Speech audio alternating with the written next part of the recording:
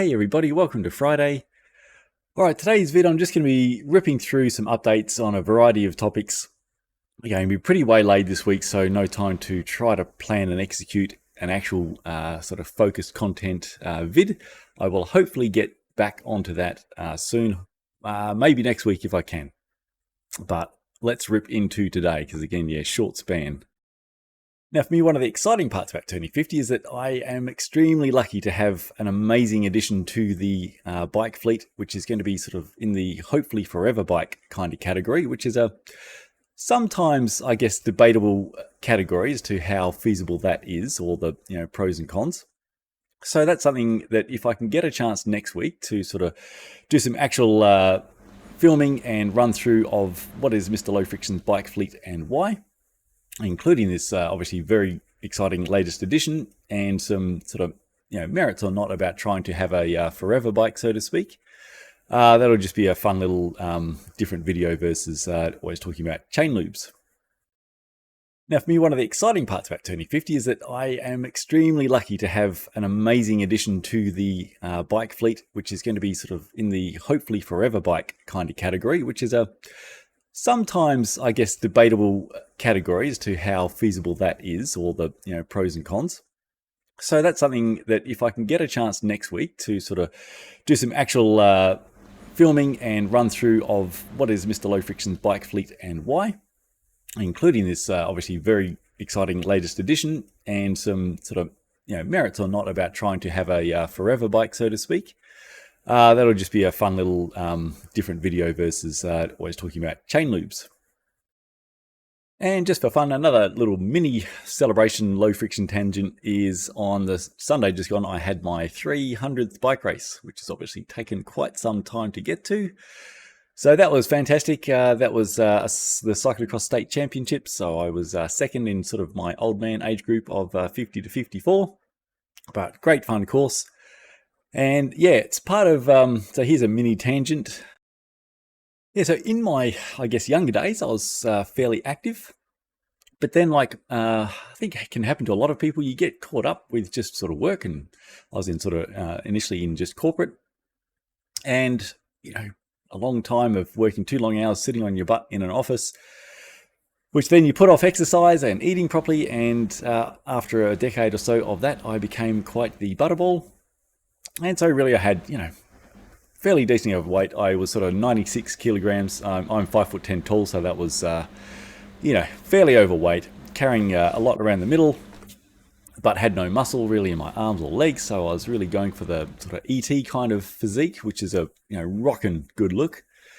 And yeah, it's pretty much around 32. It was time to get off my butt and try to turn that around.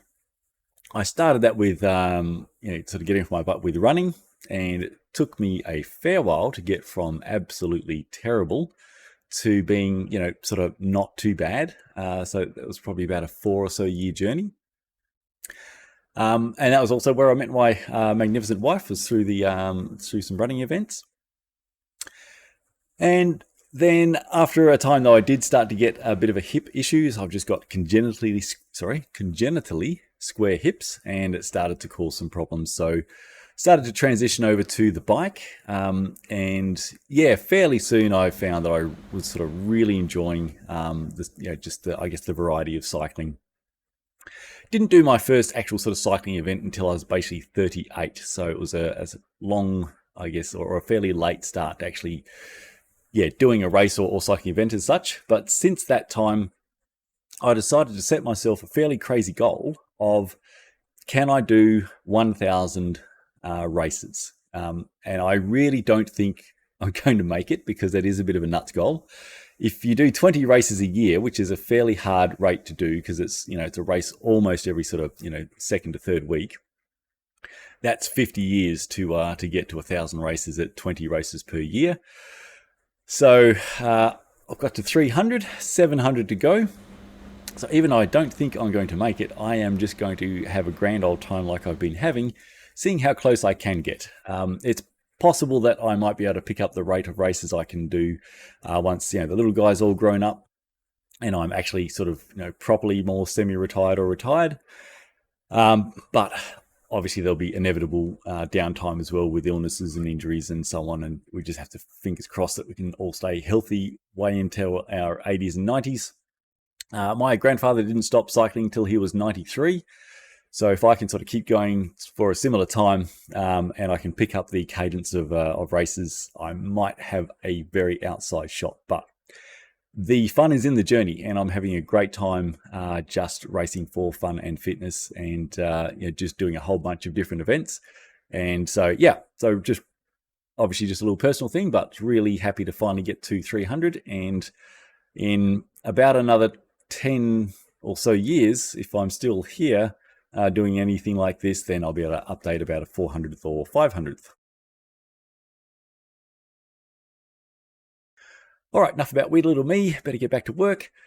All right, so just a quick update on Finish Line Halo, which the last 3 weeks have been covering all the sort of rather amazing results on that. So the reason why there's been a delay from Finish Line sort of coming back to my sort of emails and questions was simply the boss has been on leave, so that's all groovy. And hopefully we will get a call going. I'd like to next week if they are free, and I should be free. So we'll, hopefully be able to delve into a whole bunch of interesting questions on both sides.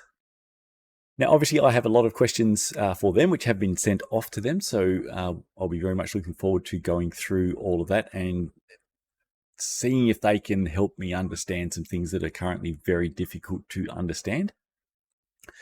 They've advised that they also have, I guess, a bunch of questions and concerns about the zero friction cycling test. So that'll be very, I guess, good to understand what the concerns are. And I'm fairly confident I'll be able to help them with that, because at the end of the day, the zero friction cycling test, it's really simple. And that simplicity makes it extremely robust. And the testing protocol has been open since day one. But in essence, the chain is running on a bicycle drivetrain. So both the chain and its lubricant are being, I guess, put through its paces in its exact use case. So there's none of this sort of, FTT machine versus FLT machine. It is just the chain and its lubricant has to perform in its actual use case. Now, the contamination blocks can be, it's impossible for the contamination blocks to simulate any cyclist's actual cycling, because depending on where you ride, your level of contamination may be greater and harsher than the zero friction cycling test contamination blocks, or the zero friction cycling contamination blocks may be a lot harsher than your cycling.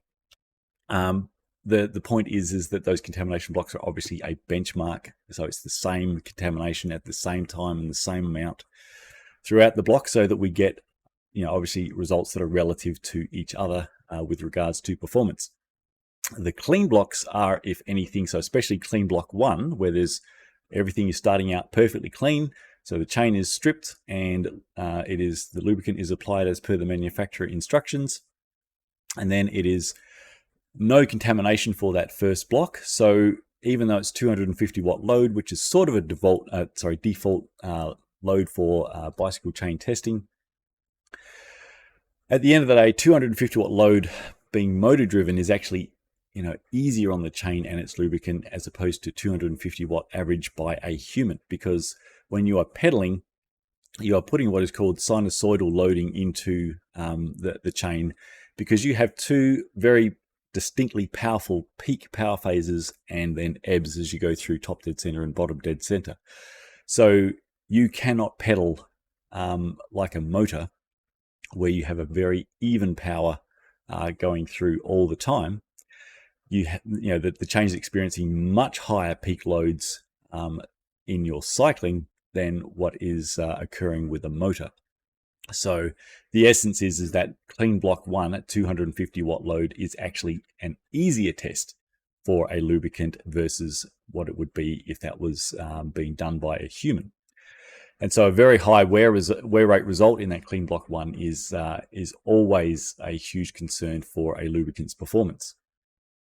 Yeah, so in essence, there's not a huge amount to sort of pull apart, especially since that we've only managed to get one block deep into the test so far with the Finish Line tests. It is 1,000 kilometers of being run on a ergo driven by a motor at 250 watt load with the initial lubrication as per instructions, and obviously with the wax, it's an immersive wax, so that's pretty easy and something I do a fair bit of. And then, yeah, there's the set re-wax or re-lubrication intervals through that first block. So I think I'll keep an obviously a very open mind, but it's fairly difficult to sort of pull that one apart too much. Sure, they can perhaps test variances, such as obviously no chain is the same, which is why all tests have a test variance. How accurate is the smart trainer? Like, is it adding a little bit more load on one test versus another? So all smart trainers have a variance with regards to their power accuracy. And that's why the zero friction cycling test really can't separate results when one lubricant has a similar wear rate to another. I cannot say that if those two lubricants were retested that those results would not in fact reverse. So we've been tracking it around about a sort of plus minus sort of 5% test variance in the results. And I know that just from some tests that have been repeated a lot. So, there is obviously, that test variance, but that doesn't explain why, say, for instance, Molten Speed Wax, Silka Hot Melt, Rex Black Diamond are at 0% for block 1, and we have Hot Melt Immersive Wax at 100%. That's a pretty big gap, and obviously when we're sort of testing a lot of the, I guess, lubricants from the top manufacturers, and we're consistently getting extremely low wear rate results, throughout the test, and especially block 1, when you have test results that are at the extreme other end, I think the onus really does come back to the lubricant and its performance, as opposed to what might be the difference between one chain versus another, considering they're the same chain model, and whether or not the trainer was breaking at 247 watts or 252 watts as opposed to the set 250. So we shall see. I will cover what concerns about the zero friction cycling test they raise and what my answers were. And I guess just lastly, I would say pretty well versed at this, aside from the fact that the full test protocol is open and has been since the beginning. And there's also video of the test as well, just sort of covering especially the contamination edition.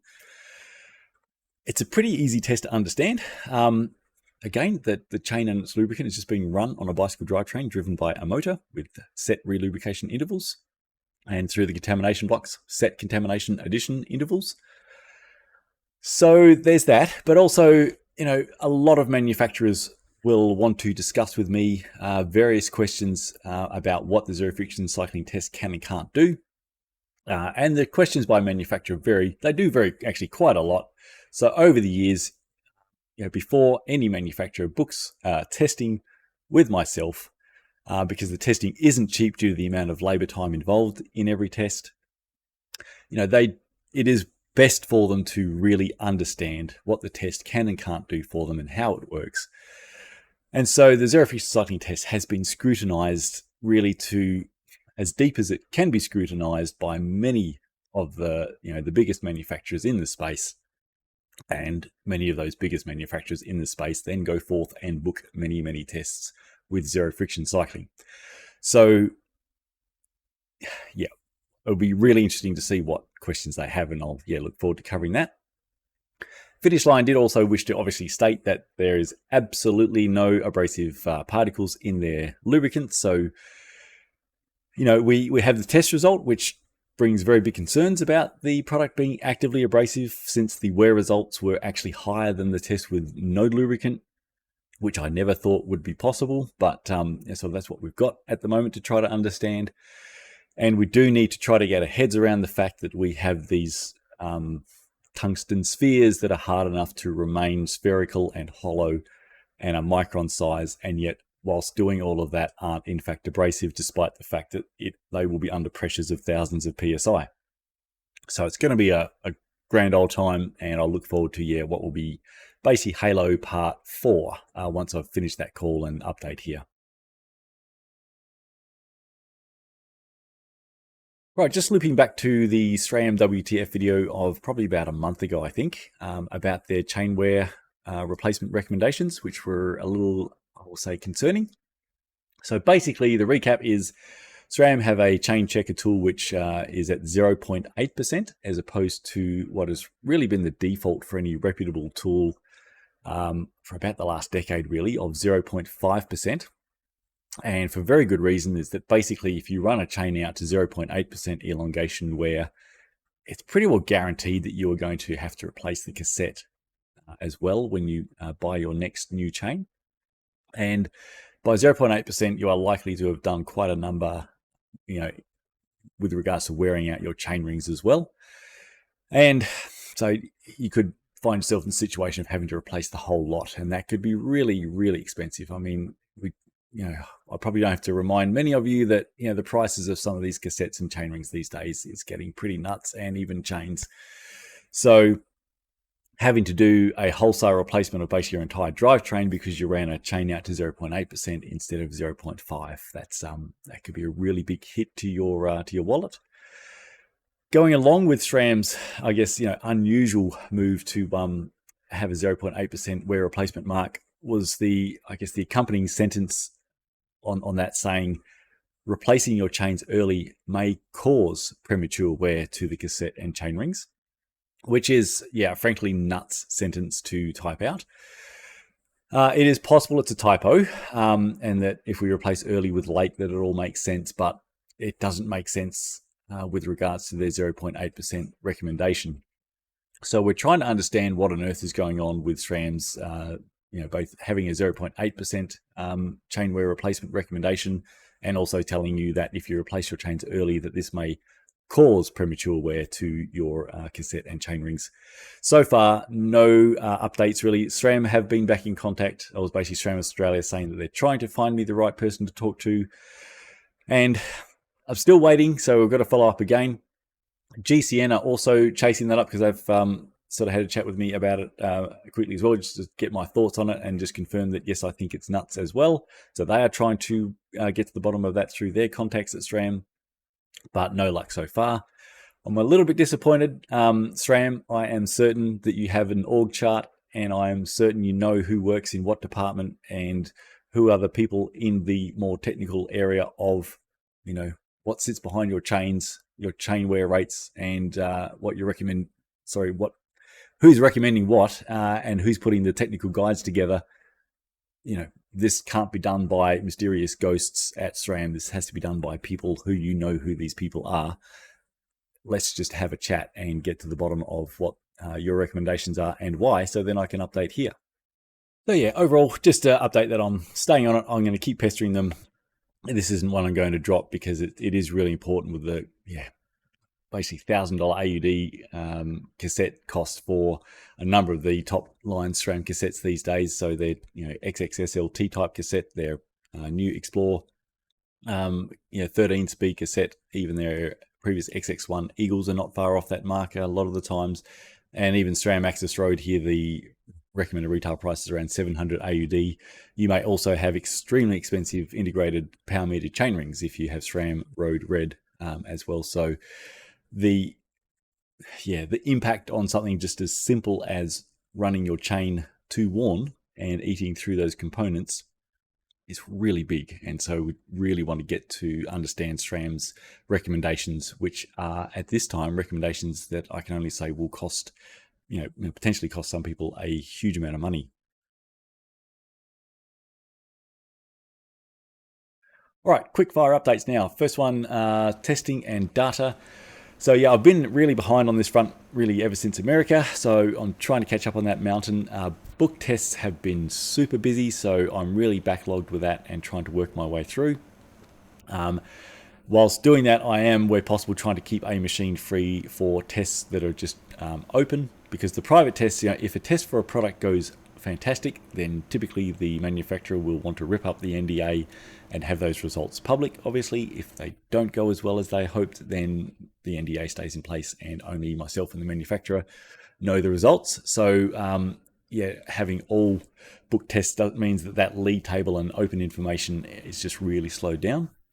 So I'm trying to keep one machine free as much as possible for open curiosity tests like what we've just done with sort of Finish Line Halo.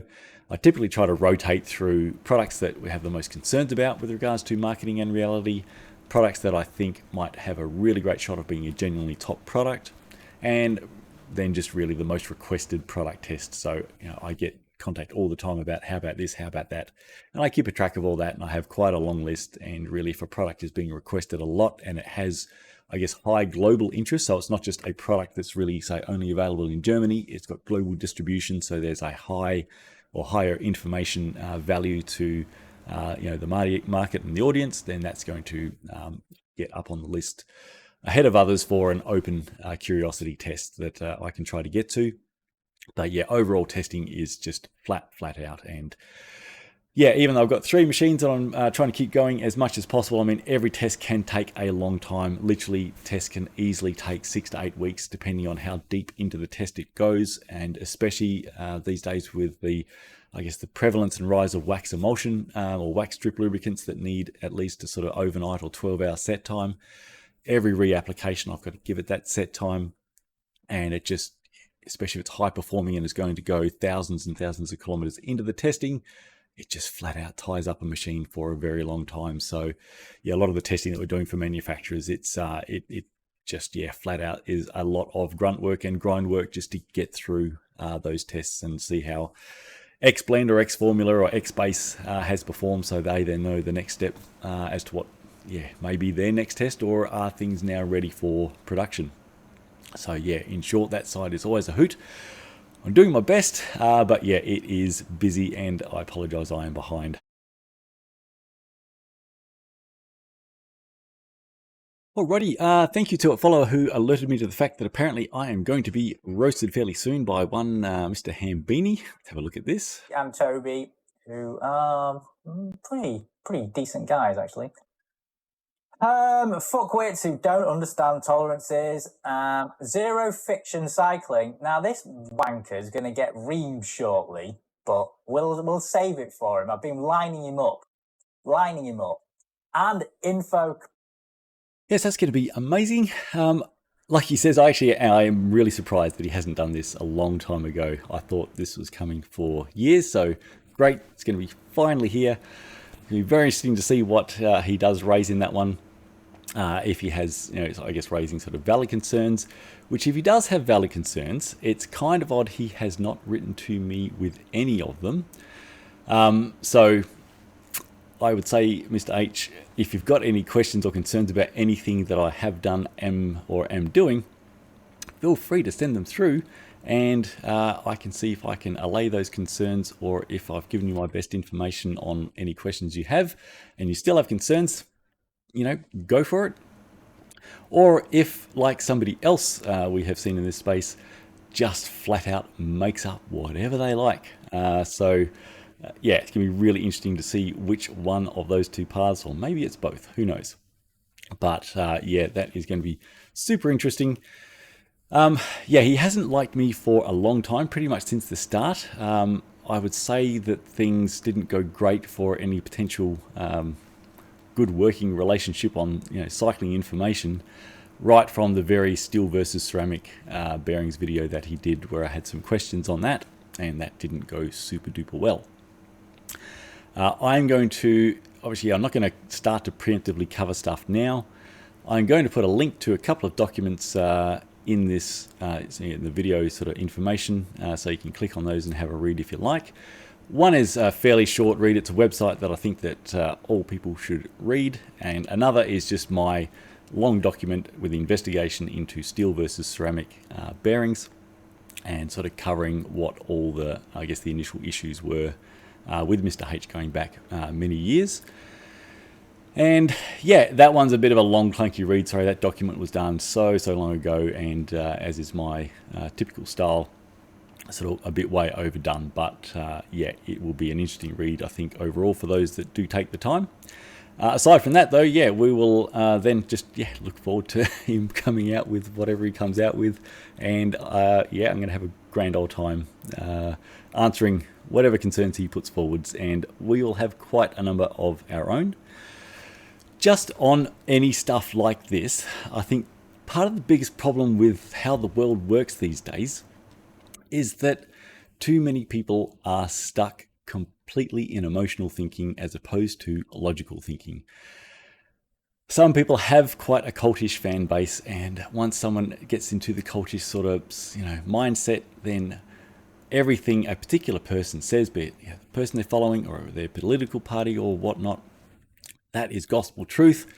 And even when they're presented with absolute objective fact to counter it, they just dig in further on whatever their sort of cult leader is saying.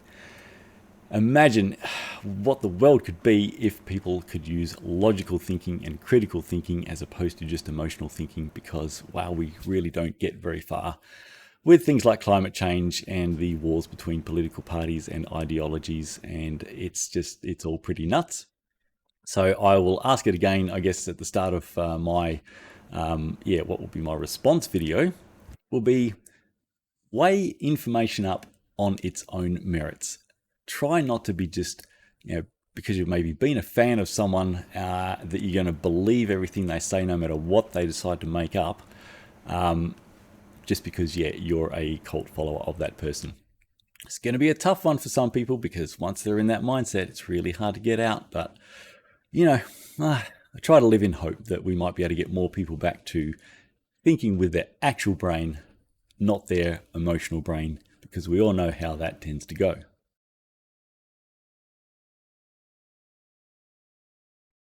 Right, I probably wasn't going to cover this cycling world news update, but for some reason it just seems to follow on from the last one. Sufficiently so that why the heck not? And if I shouldn't have, please let me know and I'll never do such a thing again. However, there is another well-known YouTuber in the cycling space. You may know him as quite a prolific vegan guy who has in the past very maliciously attacked myself and Zero Friction Cycling with a whole lot of made-up stuff on pretty much every front you can imagine. So yeah, it's been a real great, upstanding guy. If you're a fan of him, you'll be very pleased to know you can now just go and watch him full porn on OnlyFans. So I mean, who wouldn't want to watch a near 50-year-old guy just completely boning his much younger, young enough to be his daughter, probably I would say likely misogynistically controlled girlfriend, sort of Andrew Tate style. If that's your thing, you'll be super pumped about that news. If like me, you'd sort of find that enough trauma to last you for some decades. So obviously I have not watched it. Thank you to another channel by Isaac Butterfield. I'll put a link to that one where he takes the big howitzer bullet for us all, and pays to see what the OnlyFans channel is bringing, and you get a bit of a play-by-play there. You don't see anything, but yes, he's giving you a run through of what's happening, and oh my goodness, even just that is enough. I'm going to need some therapy for a while. And I think it's just, at the time I did a video just, I guess, making everyone aware of what kind of guy this guy was. For, I think, some others that have been really silly enough to credit him, reference him, and, even do sort of interviews with him. If you are credible in any way, shape or form in the cycling world, and this guy is your guy, it's on you. It's not like if you've been in cycling for longer than about 5 minutes, you don't know who this guy is and what he's about and what his values are. And if you still wish to associate with that guy in a positive way, that's on you. And I imagine, like I sort of called out back then, that sooner or later there'll be some people in cycling that will probably try to distance themselves from the fact that they were ever friends with this man. Yeah, let's see what some of those do going forwards. I'm not going to name them and shame them here. They know who they are. But yeah, holy Batman. Anyway, I will put the link to that video in this one. If none of what I just rambled on there in the last few minutes made sense, watch that video and it sure will. Alrighty, that better be a wrap. So yeah, pretty interesting news week on a couple of fronts.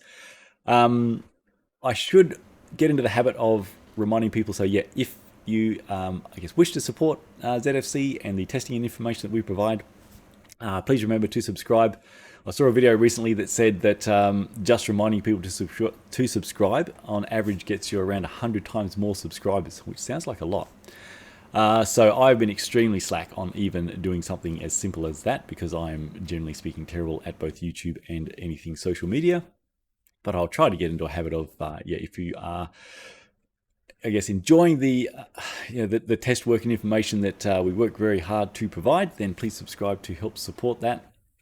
And then you'll hopefully get the updates on all fronts, including what look to be some rather interesting fronts that may not be directly related to bicycle chain lubricant testing. So have a great weekend, everybody. Look forward to your comments, and I will do my best as always to try to get to as many of them as I can. And I will try to get to a more, I guess, sort of focused video next week if I get the time. Just a reminder, I'll be putting some links to some very interesting stuff in the comments, in the description of this week's video, which you may or may not find of interest, but if you do, go forth and have a grand old time. All right, catch you on the next one.